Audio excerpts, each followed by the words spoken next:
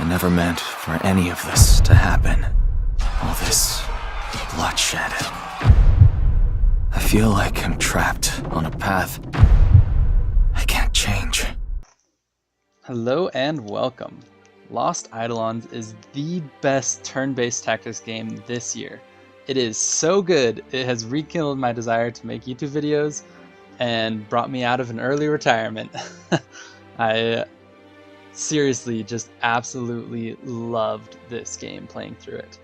And it's pretty awesome. I was very excited. I played through on hard difficulty and just got so involved in the game, played like crazy, and when I beat it, 0.1% of people had beaten the game on Steam. So one of the, I guess, first people to beat it, and I rushed to make this video to tell you all about what a gem this game is. This video will be a short review of both the good and the bad of this game, and then I want to go more in depth, just making tons of videos about the classes in the game, which weapons are best, which classes are best, how to get the secret weapons and side quests, and much, much more. My wife is about to give birth to our first son, basically any day now, so I have no idea what the timeline for our videos will be, but I am really pumped for this game. Starting off with the good, the story is insane. It is so good. It is so real and grounded, and it feels way better than the story in all of the recent Fire Emblem games, a lot of the other big turn-based games that have come out, Triangle Strategy, anything like that. There are real emotional moments that are very powerful, and I genuinely cheered in killing the final boss, both because of how good the gameplay was and because of how good the story was at making me hate him. Like, oh, it was so satisfying in that moment of defeating him, and it was just amazing how the story worked to bring that to pass. So there are very real consequences throughout the story that I don't want to get into because of spoilers, but man, everything about the story hits really hard and it is done very well. The next amazing aspect is the world building, and I'm including the camp in this section. It is so much better than the Fire Emblem Three Houses monastery sections. And this is coming from somebody who I actually really enjoyed the monastery and didn't get as sick of it as I feel like a lot of other people did. But the camp has very meaningful things to do, and I think that is one of the most important things about it, is that there are really significant tasks that you can do in the camp, and then it doesn't force you to stay past those. You can go to the camp for everything from recruitment, side quests, training, and shopping. You can get through those in between each chapter and then not spend very much time if you don't want to.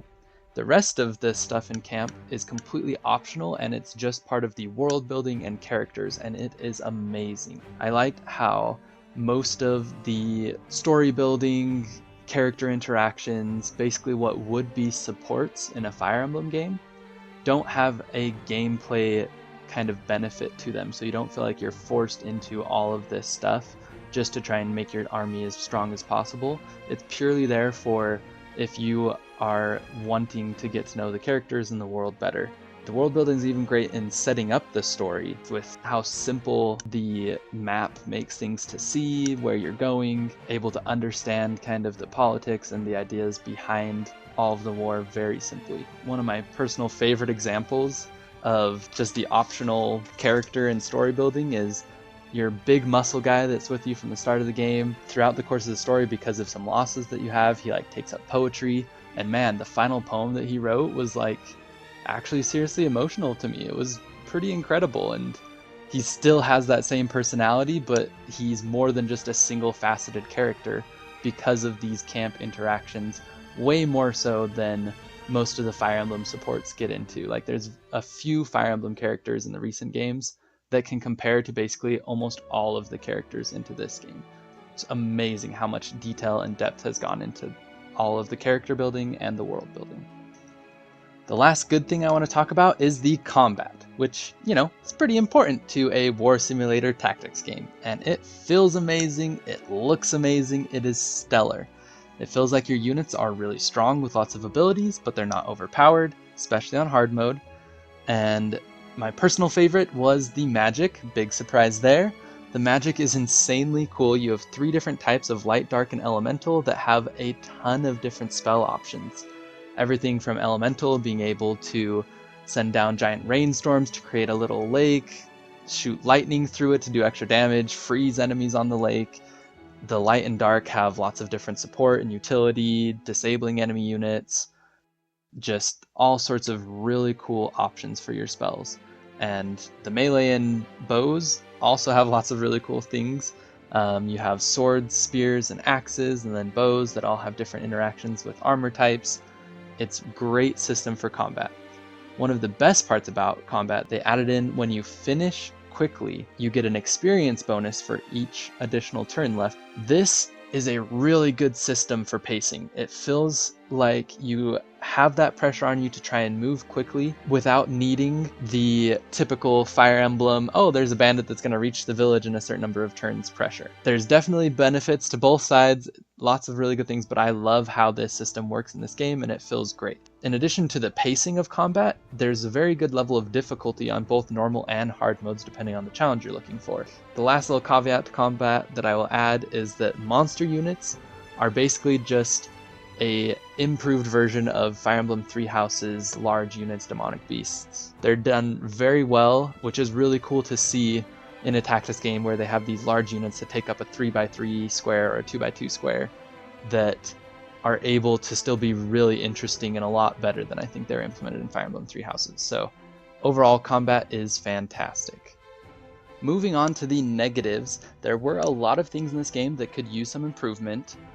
And one of the biggest things was that characters, once you get into a battle, feel very samey. Again, characters outside of battle, fantastically done with all of the supports, world building, everything. But once you get into battle, the character's class is kind of all that matters. Even though all characters do have unique traits that are, specific to them, even if they share the same class as somebody else, they aren't impactful enough that they still feel like they kind of play the same role on the team. My biggest example of kind of how I like this being done is old Fire Emblem games. You might have 2 mages where one is really fast and tanky, can dodge things, then you have another one that hits really hard but is kind of frail. They feel like 2 very different units even though they share the same class. In this game, it's kind of like, oh, both of my elemental mages do the exact same thing basically. Like, I have a personal connection to the face that I see when I use them, but their use in battle really isn't that unique. And a big part of this comes from the stats. So you do have all of your stats like physical, magical attack, defenses, resistance, stuff like that. But each character goes from level basically 1 to 50. And so there's a lot of leveling up throughout the game. And the level up and the stat gains just aren't done in a very satisfying or rewarding manner, and all the characters have very similar stats. Like, I couldn't even tell you who my tankiest unit was or who my strongest unit was, and I think that like one of my strongest physical attacking assassins had like 4 points of strength or physical attack higher than like my mages. Like, there just isn't that much stat variation between units, which helps them feel very samey. And then also whenever you level up, it just kind of shows up on the screen, shows the numbers, but it doesn't make a big fanfare out of it or feel rewarding because, again, the stats just don't feel as impactful. And so I think that kind of detracts from how unique each character feels in battle. Another part of that is that the weapons are very boring. So magic, fantastic with the different spells. Weapons, on the other hand, you just have your rarity grade of weapon, and then that's basically it. There's no durability, so there's no need to worry about if you're using a weapon like too much and you're gonna break it or anything like that. And so I think that is actually something that I miss, is having durability on weapons, because then you can make the weapons more unique. Whereas in this game, you just have like common sword does 5 damage, rare sword does 7, legendary sword does 9. So there's no reason to ever use a common sword on a character once you have a rare sword for them. And then same thing for legendary and same thing for unique. there's no thought that needs to go into it. And yes, technically all rare and above swords and weapons have like additional buffs, like you might get plus 2% crit from one weapon and like plus 1 magic defense from another weapon, but they're very minuscule and don't feel that impactful. So I didn't ever really bother to go back and switch around my weapons or really get into the nitty-gritty details of what they give me. And again, it's not a bad system, but it just feels not as rewarding as when there is actually some strategy of what weapons you're going to use. Basically, for all intents and purposes, they should just have an auto-equip weapon like button where, oh, you got a legendary sword from this fight, just click auto-equip and we'll find one of your characters that uses swords that doesn't have a legendary and just stick it on them, because that's all the thought that really needs to go into it. So I think that is one issue. I would wish that they had more interesting choices in the weapons, and I'm sure that some of the other unique weapons that I probably missed in my playthrough would add to that a little bit, but I think that is still an issue. The last thing that I think is a problem is the boss damage reduction. So it is a really cool system. I really like it, but basically all bosses throughout the game, if there's any other enemy unit within 6 spaces of them, they get like a 40% damage reduction, which is a huge amount. And I think that the system is awesome, but 6 spaces is too much. I think that this should be reduced to 3 spaces, because the idea is, oh, there's the boss in the back of the battlefield with their, retinue of knights and protective units and everything, their mages, and so when you get to them, you have to kill all of their other units that would be protecting, their leader, because that's kind of how it would be. Like, I like the idea that it isn't just like in Fire Emblem where it's like, oh, we're gonna walk through the army, one-shot the boss, and then the entire army is just like, well, our leader just died. Like, they would naturally be protecting them, because that's their whole purpose of being there, kind of. So I really like the idea that it makes it so you can't just like walk up one-shot bosses if, the chapter ends with the boss or anything like that. But a lot of times what it ends up being is you kill most of the units around them, and then there's like one bishop 6 spaces away from them that's just using long-range healing spells, and you're like, okay, I'll go hunt down this bishop before I can kill this, defenseless archer, basically. Like something like that. So it's just like, it just feels weird, and I think that 3 spaces would be better, because with 6 spaces, it's so big, you basically never have an option besides killing all the other units and then killing the boss. Like, that is going to be the most optimal thing you can do every single time. Whereas if it was 3 spaces, I think that it would add a lot more interesting strategy in, you could just kill the enemies close and then try and focus down the boss, and then there'd still be casters, or like if one of their tanks came out too far, around afterwards, but you like cleared the area around the boss so that you could burst them down and focus them really fast.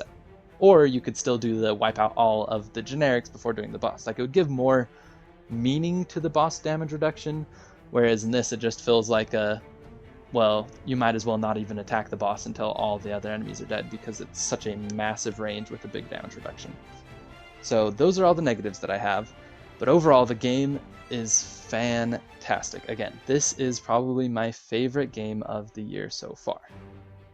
And that is my review of Lost Eidolons. Right now I would be giving this game a 9 out of 10, but I'm sure there's still lots of other stuff that I will find in playing through this more, and I'm really excited about that. So please let me know anything that you have experienced with this game. I want to really dive in and like find all of the unique weapons, all the side quests, if there's any other characters and different, things that I missed. I'm really excited to continue playing this game and making videos for all of you. Let me know your thoughts on the game, and hope you enjoyed my review and go and enjoy playing this game. Have a good one.